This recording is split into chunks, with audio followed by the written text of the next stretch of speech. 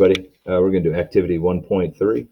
This activity, we're talking about checking for proportional relationships.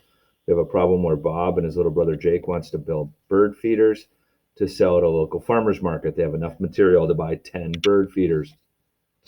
You're going to go ahead and complete the listing of tables for all the possibilities for the number of bird feeders Bob and Jake built.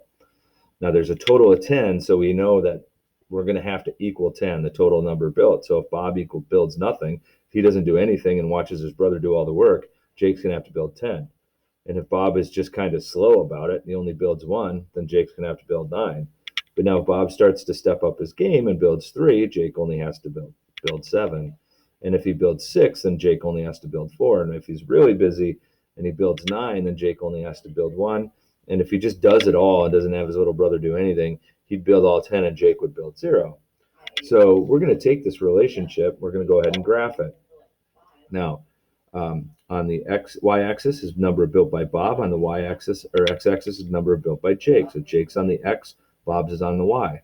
If Bob builds 0, so we're not going anywhere up here, Jake builds 10. We're all the way out on this corner. Now, if Bob builds 1, Jake builds 9.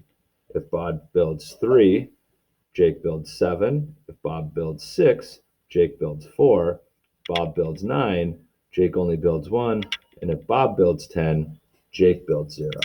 So you're going to use this table. You're going to create one on your own or use mine, graph it. Notice I used a dotted line because it's discrete data.